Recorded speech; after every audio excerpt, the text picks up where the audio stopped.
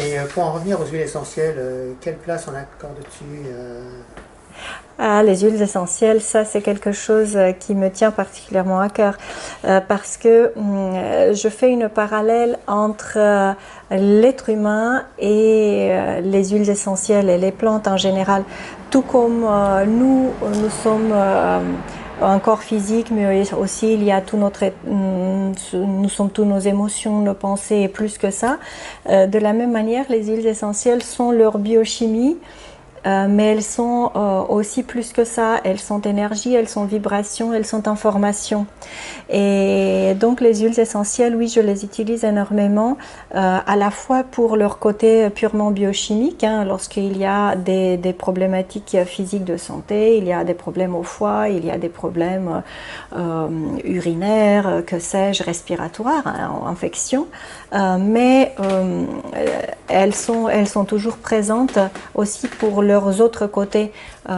J'utilise beaucoup l'olfactothérapie, donc c'est leur pouvoir sur l'odorat, à travers l'odorat, sur nos émotions. Et elles sont des vraies magiciennes, parce que ça arrive bien au-delà de notre conscient et dans le travail. Mais c'est un travail que l'on peut faire en séance, accompagné, mais aussi tout seul.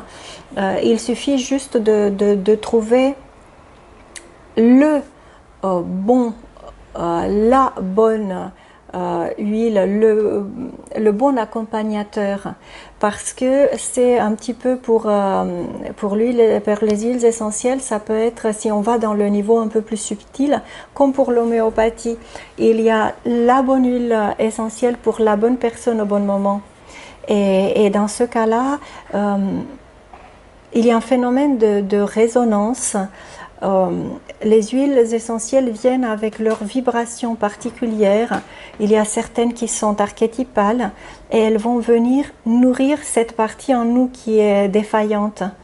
Et notre partie qui est malade, qui est blessée, qui est en besoin, va s'aligner sur cette fréquence de l'huile essentielle et ça va lui permettre de rebondir. Ce qui fait que si aujourd'hui je suis en résonance avec le géranium, par exemple, une fois que j'aurai réglé les problèmes que le géranium me propose,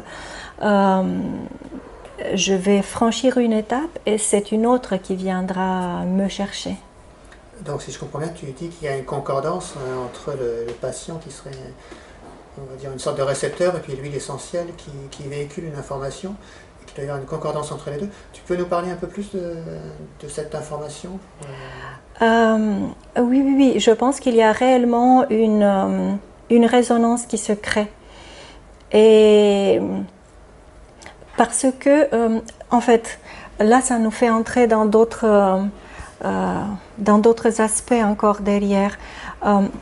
Toutes nos pensées, toutes nos émotions, tout ce que l'on vit, tous nos organes physiques aussi, émettent une vibration. Tout vibre en fait, chaque petite cellule, chaque atome vibre. Et en fonction de notre état de santé dans le corps, en fonction de nos émotions, en fonction de nos pensées, on modifie cette vibration. De la même manière, les huiles essentielles en ont une. Ce qui fait que la guérison intervient au moment où, pour un état, puisqu'on parle plus pour l'émotionnel là, un état d'esprit donné, on arrive à trouver l'huile essentielle qui est juste, qui rentre en résonance avec cet état-là. Et d'où l'importance de choisir aussi, question pratique, de choisir des huiles essentielles de très bonne qualité. Parce que des huiles essentielles que l'on trouve très souvent dans le commerce et qui sont dont les plantes ont été récoltées n'importe comment, la distillation a été conduite n'importe comment, n'ont plus ce pouvoir vibratoire dont je parle.